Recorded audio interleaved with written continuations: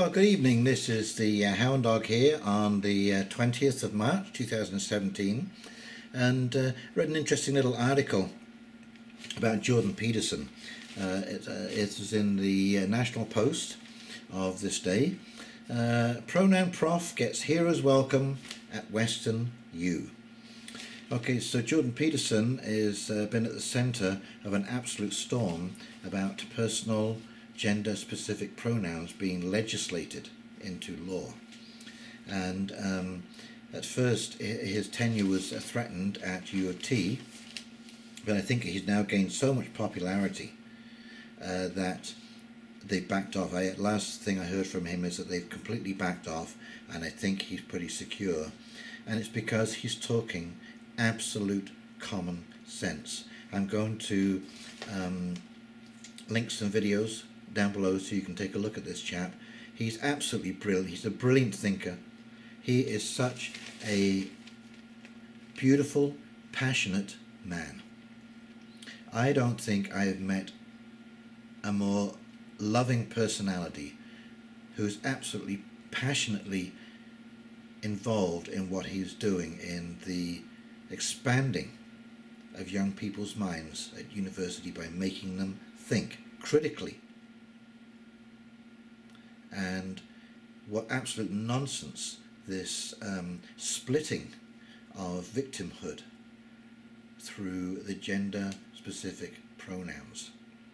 And of course, actually just a bit of an aside, I thought it was absolutely hilarious that university students in Michigan were using this. The university cannot say that you cannot identify yourself by a specific pronoun.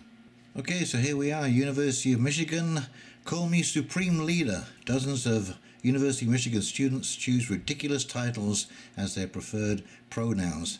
This was done as a protest for the absolute ludicrous idea that you can have gender-specific pronouns. In an effort to be more welcome to people who don't identify as being either male or female, many colleges are now letting students pick their own pronoun instead of he, him, and she, her, that they want others to use when referring to them. When the University of Michigan allowed students to designate their preferred pronoun online last September, Junior Grant Strobel made national news by declaring he wanted to be known as Your Majesty. But it turns out more than 150 other students with a sense of humour decided to have a little fun with this, such as the Exalted King, My Lord, Princess, Marahara, Mr. President, and down here is a full list of Supreme Overlord, yeah boy, Your Dudeness, the Crown Prince, the Exalted One. Well, I think this is just great.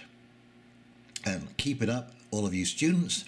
It's nice to see that you are independent thinkers, Jedi Knight, and yes, this is absolute nonsense. You are absolutely right to make a mockery of this foolishness.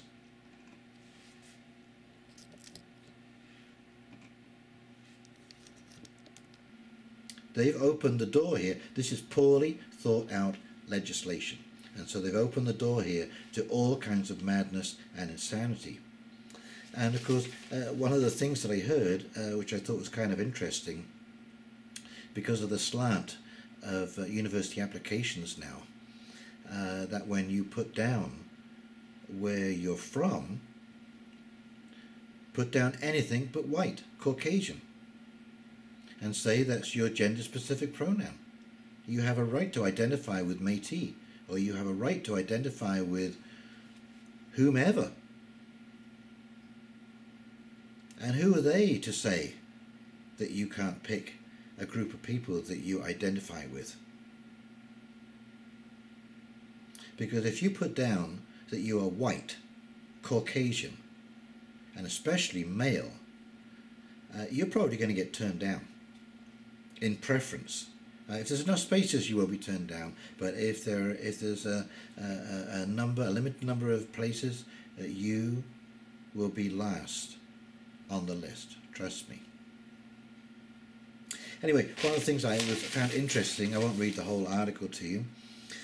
Actually, he was just shouted down at McGill by a bunch of social justice warriors, and he took on Bill C-16, proposed federal legislation to add gender identity and gender expression as prohibited grounds for discrimination under the Canadian Human Rights Act, saying it's full of false claims. Peterson told the crowd portrayals of him as a transphobe are absolutely absurd, and that he has support among trans people not represented by activists and protesters. Julian Bondi from McMaster University came to see Peterson in London after Peterson's Hamilton talk was cut short by protesters. The speech by Peterson, who's become the darling of the political right based on his free speech mantra, was surprisingly centrist, he said. You see a lot of Trump hats in there, but it was not really about the right or the left, but the centre. Tyler Ingalls, 23, of Sarnia, attended the event, transitioning from woman to man. He came to London on Saturday to protest against Peterson, who refers to the individuals as he or she, not they. I was ready to disapprove him, but pretty much everything he said I agreed with, said Ingalls. Everything he said was well thought out. I'm also female to male transgender. I have spoken to people about him, and people are really against him. He found him more inclusive than he expected. He's right, it is very much the individual, he said.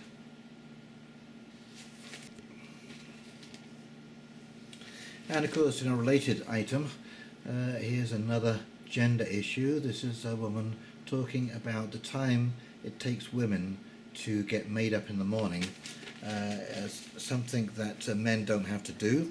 And this is a dress code that is often insisted upon by recruitment agencies and other workplace codes of dress. And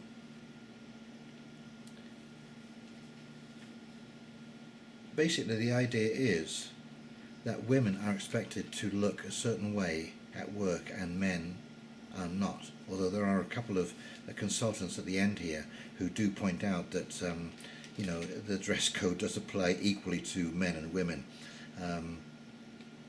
So basically what this woman wants to have happen is for government and the Human Rights Commission to legislate this as a practice throughout the workplace. Well, it doesn't need legislation. This is another thing like the gender specific pronouns. These things do not need legislation, and it's very dangerous when you put them into legislation. Okay, so what I would say is it's so easy. It's so easy to overcome this, and you just have a very simple dress code for all places of employment, and that is you must show up in dress or attire suitable for the nature of work in which you're about to engage in. So I'm assuming that that would mean that if you want to be a fire person and you want to show up in high heels and a miniskirt, it's probably not going to go over, because you can't run into a burning building and grab a body of equal or more weight, flip it over your shoulder and dash back out again. Okay? But I think that even if you do, if you removed all dress code whatsoever, other than you have to dress appropriately for the work that you're going to do, you will still find that women will sit for an hour in front of the mirror and put makeup on, and men, of course, who are going into that senior management level, they spend time in the morning showering and preening and putting on their suit and making sure that their hair is in the right place and this kind of stuff, because manners maketh man and woman. And you will find that if you are going for a senior executive position, if you want to climb that corporate ladder, you will have to dress the part. And so it's a societal change that has to happen, not a legislative change that has to happen. And I think that even if there was no dress code, you would find that people would continue to behave as they are already behaving today.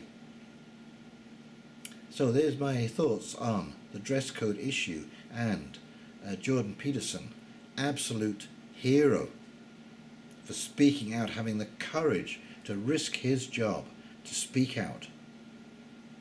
Not for or against, but just in truth. Take the time to have a listen to this man. I have been listening to him a lot just lately, and I find him absolutely engaging and lucid and poignant. Take the time to check him out. And as usual, please don't forget to like, comment and subscribe to The Hound Dog. This is The Hound Dog signing off, wishing you a great evening.